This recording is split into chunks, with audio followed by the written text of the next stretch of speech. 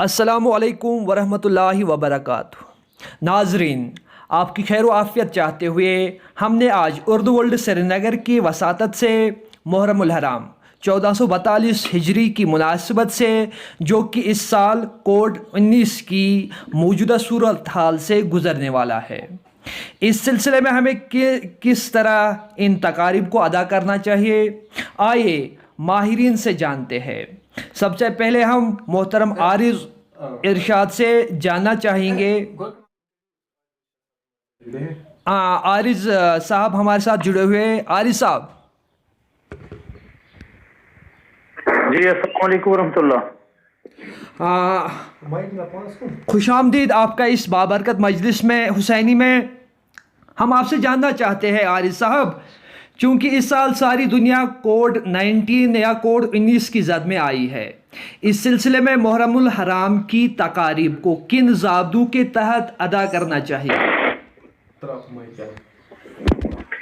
सबसे पहले तो उर्दू वर्ल्ड का बहुत बहुत शुक्रिया। इस बाबरकत मजलिस में जो है मुझे शिरकत करने की जो है सादत हासिल हुई आपकी वसादत से, और शुरू इंशाल्लाह करेंगे अल्लाह के नाम से, उसके बाद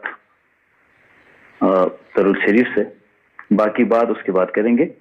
अल्लाहुम्मा सल्ली अला मुहम्मद व अला आलि मुहम्मद कमा सल्लैता अला इब्राहीम व अला आलि इब्राहीम इन्नका हमीदुम मजीद। अल्लाहुम्मा बारिक अला मुहम्मद व अला आलि मुहम्मद कमा बारकता अला इब्राहीम व अला आलि इब्राहीम इन्नका हमीदुम मजीद। जी दोस्त, जैसे आपने कहा कि कोविड-19 जो है हमारा पूरा मुआशरा जो है आजकल इसी दौर से गुजर रहा है। सख्त तरीन दौर है, क्योंकि अभी तक की जो भी हमारी यादें हैं, अगर हम अपने बचपन को जो है रिकॉल करें, अपने बड़े बुजुर्ग जो हैं उनकी बातें अगर सुनते हैं, तो आज तक ऐसी सूरत हाल जो है हमारे सामने तो कभी नहीं आई। पूरी दुनिया इससे जूझ रही है, और यहाँ तक कि जितने भी मज़ाहिब हैं उन सब की जो मजहबी रसूमात है, कहीं ना कहीं वो अपने उन मजहबी रसूमात को उस तरीके से अंजाम नहीं दे पा रहे हैं जिस तरीके से कि यूजुअली या अमूमन होता आ रहा है। हम कुर्बानी की बात करें, हम ईदों की बात करें, या कोई भी और फेस्टिवल जो कि इसके बीच में आया, चाहे हमारे मजहब की बात हो या हमसे अलग जो भी दूसरे मज़ाहिब है, तो हर की जगह गवर्नमेंट की जानिब से यही कहा गया कि आप कर्टेलमेंट का जो है खास ख्याल रखें, सोशल डिस्टेंसिंग का ख्याल रखें। इन सारी उस जवाबित के साथ जो SOPs गवर्नमेंट की जानिब से या इंतजामिया की जानिब से आई हैं, उनके हवाले से उनको मद्देनजर रखते हुए जो आप ये दिन मनाएं। लेकिन जहां तक मुहर्रमुल हराम का जो है ताल्लुक है, इसमें मजालिस एक दिन नहीं होती हैं। ये एक दिन की मजलिस नहीं है, आपको बार बार जमा होना, इसमें शबखानी होती है, बाकी मजालिस हैं या अज़ादारी होती है, तो इसके लिए लोगों को आपस में एक जगह जमा होना लाजमी है।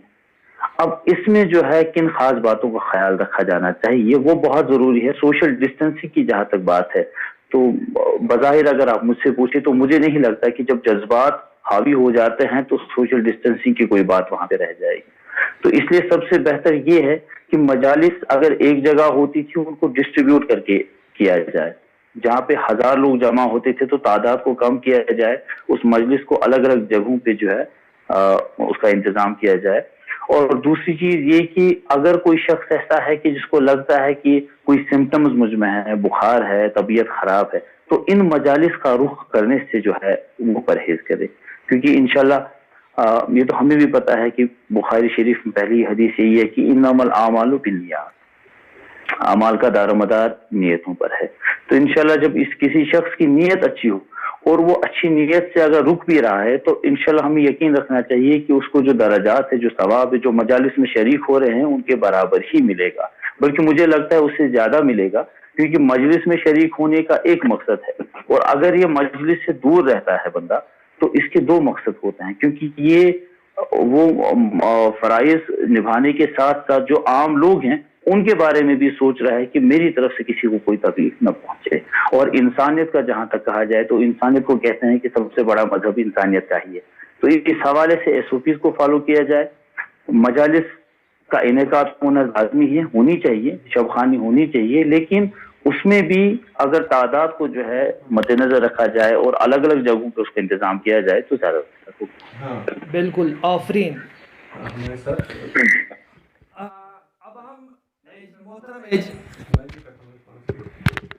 ہم محترم اعجاز بحری صاحب سے جاننا چاہیں گے. اعجاز صاحب، محرم الحرام کی تقاریب میں اس کووڈ-19 میں کیا اثرات مرتب ہو سکتے ہیں؟ ہمیں کن کن احتیاطی تدابیر کو برائے کار لانا چاہیے؟ جی السلام علیکم ورحمۃ اللہ وبرکاتہ. سب سے پہلے میں اردو ورلڈ سری نگر اور محترم سعید عرفان صاحب کا مشکور ہوں کہ انہوں نے اس مجلس کا انعقاد کیا، اور ان حالات میں ان مجلسوں کا ہونا ضروری ہے کیونکہ کیونکہ محرم الحرام جو ہے یہ تاریخ اسلام کے روشن اوراق میں اپنی جگہ بنائے ہوئے ہیں، اور اس کو فراموش بھی نہیں کیا جا سکتا ہے.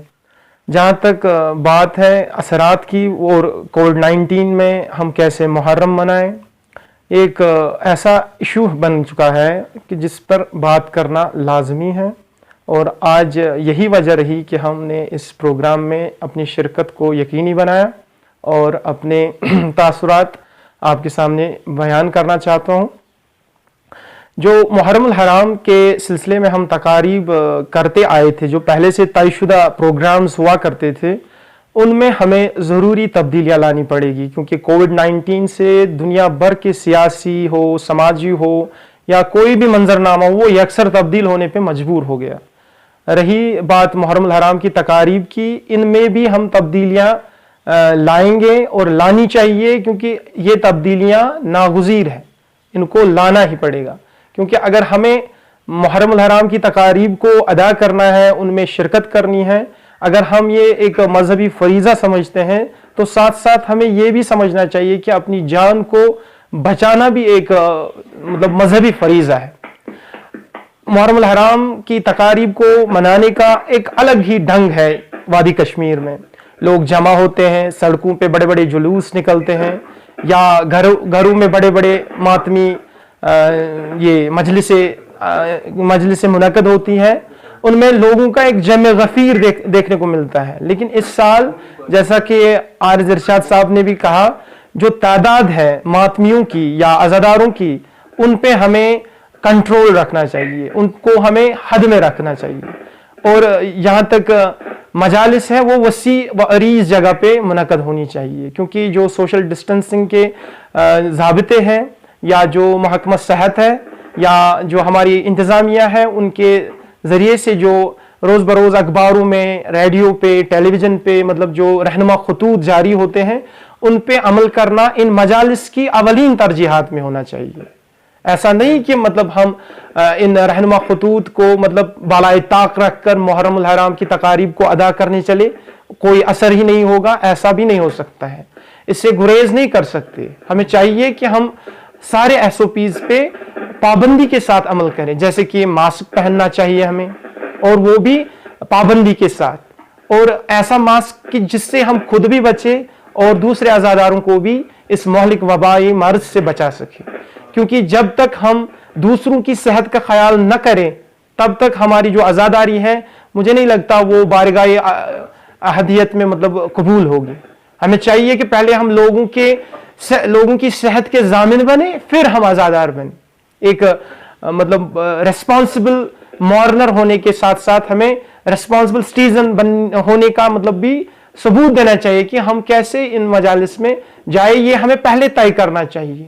جذبات پہ ہمیں کنٹرول رکھنا ہے. ہمیں ہوش کے ساتھ ان مجالس میں جا کر عزاداری کرنی چاہیے.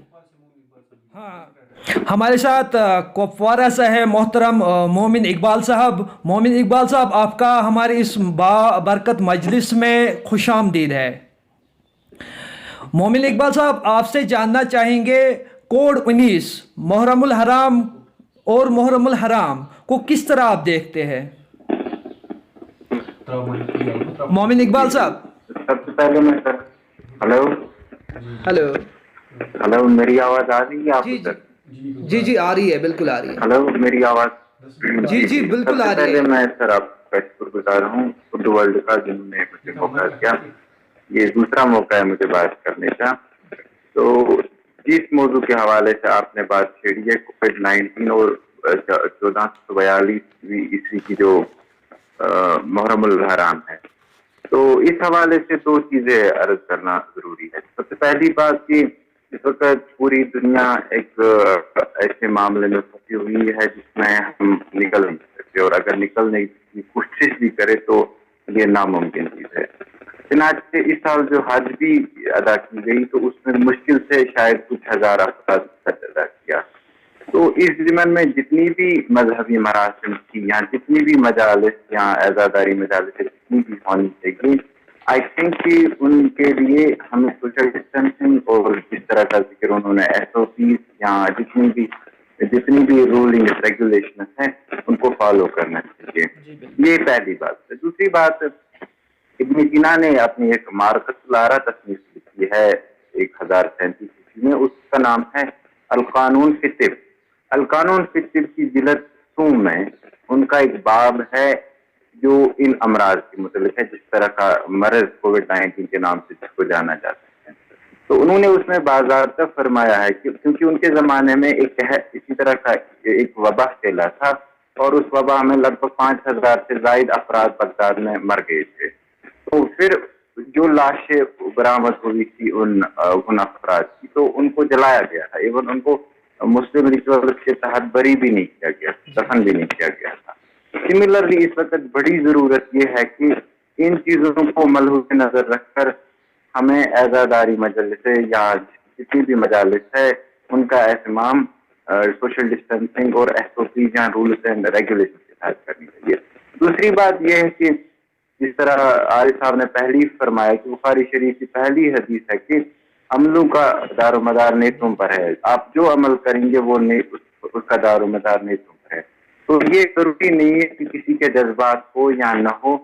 جذبات کا ہونا نہ ہونا یہ کوئی اہمیت نہیں رکھتا، کیونکہ سب سے بڑی چیز جو ہے وہ نیت پہ ڈپینڈ کرتی ہے. اگر نیت آپ کی صحیح ہے تو اللہ تعالیٰ کے پاس یہ سب چیزیں قابل قبول ہے. اور اگر وہ چیز نہیں ہے تو جتنی بھی یہ دکھاوے کی مجالسیں ہیں یا جتنے بھی تقریبات ہیں یہ سب ضیاء ہیں، بےسود ہیں. جی بالکل مومن صاحب، ہم آپ کے پاس دوبارہ آئیں گے. محترم عاری صاحب، ہاں ہمارا دوسرا سوال ہے آپ سے. دور حاضر میں کربلا کن کن معاملات میں ہماری رہنمائی کرتا ہے؟ ہم آپ سے جاننا چاہیں گے.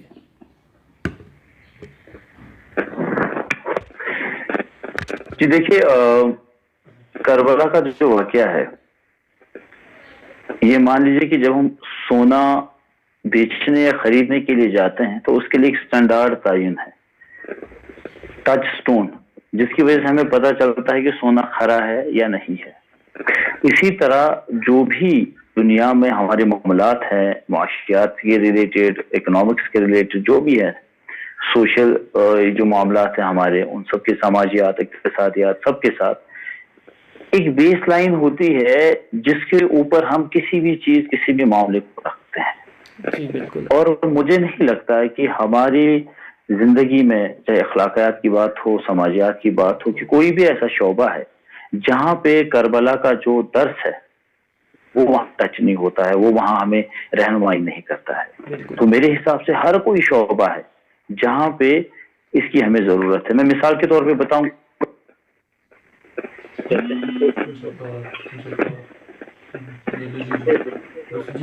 جی میری آواز آ رہی ہے؟ جی آپ کی آواز آ رہی ہے. جی ہلو جی فرمائیے سر. جی آ رہی ہے؟ جی آ رہی ہے، فرمائیے سر.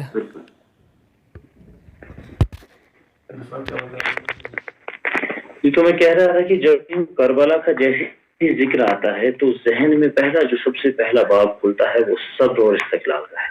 جی. اور کوئی بھی آپ کام لے لے زندگی میں کسی بھی شعبے میں، جہاں پہ بھی آپ دیکھیں کہ صبر اور استقلال دو ایسی چیزیں ہیں جس کی ضرورت ہر جگہ پڑتی ہے. آپ اپنے گھر کی ہی بات لے لیں تو بڑوں کی بات سننا، اور اگر کبھی وہ غلط بھی ہوتے ہیں تو اس پہ صبر کر کے ان کو صحیح طریقے سے سمجھانا. کیونکہ آج کل دیکھا گیا جو ہمارا جنریشن گیپ ہے وہ بہت زیادہ بڑھ گیا ہے.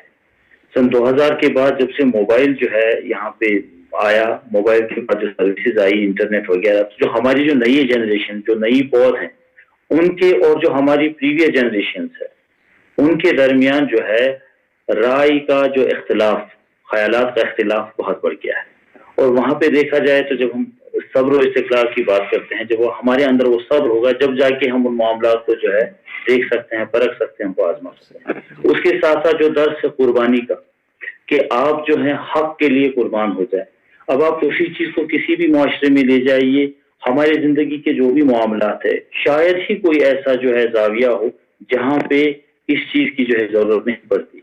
तो मेरे ख्याल से हम करबला को देखें, इसको कन्फाइन करके नहीं देखा जा सकता। करबला का जो दर्स है, जो सबक है, वो इनफरादी नहीं है, वो इज्तिमाई है। जी बिल्कुल। और जब हम उस चीज को समझ लेते हैं तो इंसान जो है उस इज्तिमाई सबक को, उस इज्तिमाई दर्स को इनफरादी जिंदगी में हासिल करके फिर जो हमारी इज्तिमाइयत है उसमें बेहतर जिंदगी गुजार सकता है। जी, आप हमारे साथ जुड़े रहिए।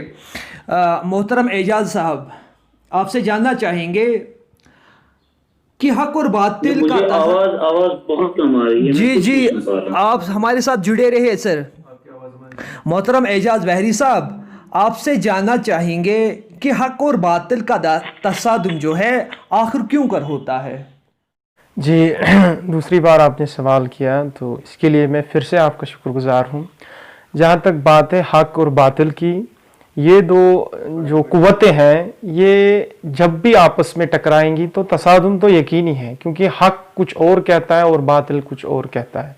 इनका पैरेलल चलना, मुतवाजी चलना कभी भी मुमकिन नहीं है।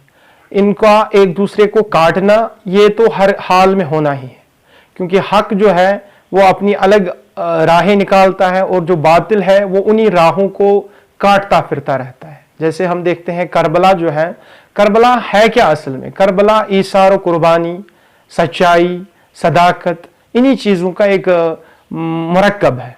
और इसके मतलब बरअक्स जो हम देखते हैं बातिल यानी यजीदी सोच, वो क्या है? इन्हीं सोचों का मतलब ये जो सोच है इनकी जिद है, मतलब सदाकत के बदले मतलब इस्तेसाल।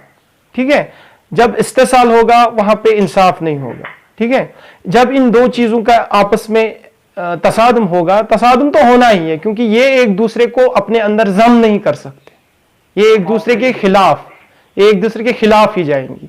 तसादुम तो यकीनी है। और अगर हमें इस तसादुम को कम करना है तो हमें हक के अलमबरदारों में अपने आप को शुमार करना चाहिए। हमें हक के अलम को आगे लेकर चलना चाहिए और बातिल को जितना चाहे हमें उसको एक्सपोज करना चाहिए, चाहे हम कलम के जरिए करें, चाहे हम मतलब कोई बात करके या किसी हक परस्त का साथ देकर। तो इन चीज़ों से हम हक के अलमबरदारों में शुमार हो सकते हैं, हक परस्त बन सकते हैं। और जहां तक ताल्लुक है इलाही ताकतों का, हमेशा वो हक के साथ रही है, बातिल को हमेशा उन्होंने रुसवा कर दिया है, वो चाहे करबला हो या मौजूदा सूरत हाल हो। हम देखते हैं कि हक सुरखरू होता है और जो बातिल है वो हमेशा रुसवा हुआ है और होता रहेगा, हमेशा होता रहेगा। बिल्कुल सही फरमाया आपने, दुरुस्त फरमाया आपने। मोमिन इकबाल साहब, मोहतरम मोमिन इकबाल साहब। जी, आपके लिए और एक सवाल है। करबला दर्स हक है, जरा तफसीलन वाज़िया कीजिए। जी, तो सवाल का दूसरा नुक्ता है या इतना ही है? जी जी जी बिल्कुल, ओके। तो करबला की अहमियत तो वाकईतन एक बहुत बहुत बड़ी है। तो लेकिन इस ज़मन में एक पहली बात अर्ज ये है कि करबला की बुनियाद किस तरह पड़ी। बुनियादी तौर पर जब खिलाफत राशिदा में हजरत अबू बकर सिद्दीक हजरत उस्मान गनी रज़ियल्लाहु तआला अन्हु की जो कातिलाना हमला उन पे हो जाता है while they were reciting the Holi Quran, तो करबला की बुनियाद यहाँ से शुरू होती है। उसके बाद जब हजरत अली रज़ियल्लाहु करमल्लाहु वजहहु रज़ियल्लाहु तआला अन्हु पे भी किलिंग असॉल्टिंग होती है, तो बुनियादी तौर पर एक गलत नुक्ता गढ़ा जाता है कि इस्लाम की जो शहादत की बुनियाद है वो शुरू हो जाती है फ्रॉम करबला।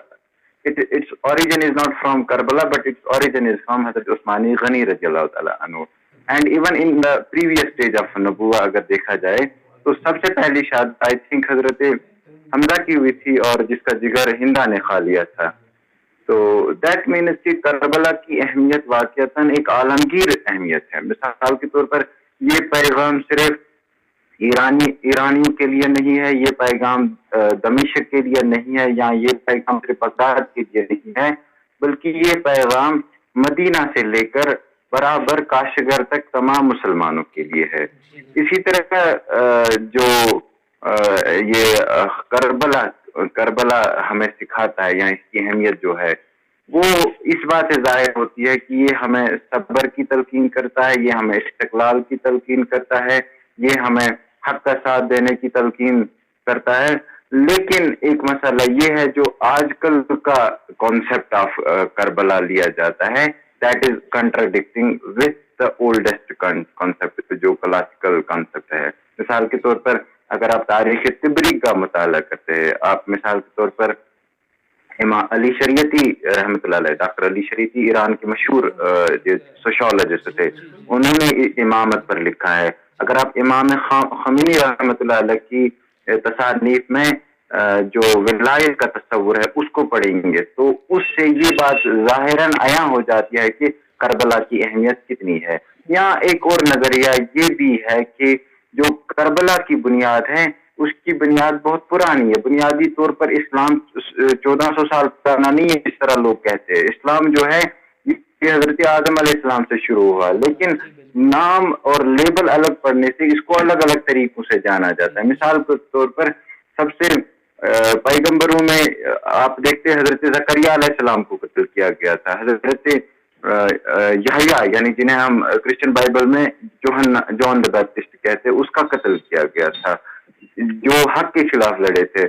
आपने ये भी देखा होगा कि हजरत खलील अलैहिस्सलाम किस तरह यानी जिन्हें इब्राहिम अलैहिस्सलाम कहते हैं वो किस तरह बातिल के खिलाफ लड़े थे. सो बातिल और हक की तकरार या करबला की अहमियत सिर्फ 1400 साल पुरानी नहीं है. It is importance lies in the background of Judaic era, it is lies in the Babylonian era, जब हजरत खलील अलैहिस्सलाम बाबुल के बादशाह जिसका नाम निमरोद होता है उसके साथ लड़ते और उनको आग में डाला जाता है. तो इस इस्तिकलाल से जो करबला है वो चीजें उसमें मुज़म्मिर हुई है. मसलन सब्र का जो तस्वुर है हजरत याकूब अलैहिस्सलाम से मिलता है, जिस तरह ये फकर का तस्वुर हजरत मूसा अलैहिस्सलाम से मिलता है, और इश्क रसूल या इश्क पैगंबर या इश्क इस्लाम ये हमें हजरत इब्राहिम अलैहिस्सलाम से मिलता है, क्योंकि वो इस्लाम की खातिर आग में कूद पड़े थे, बल्कि वो अपने लिए नहीं कूद पड़े थे. तो मेरे लिए ये opinion, I understand these opinions are to some extent right, but I can't be right. You may disagree with this point, it is your opinion. जी बिल्कुल, हम आपका बहुत मशकूर है. हम प्रोग्राम को आगे नहीं बढ़ा सकते वक्त की किल्लत की वजह से.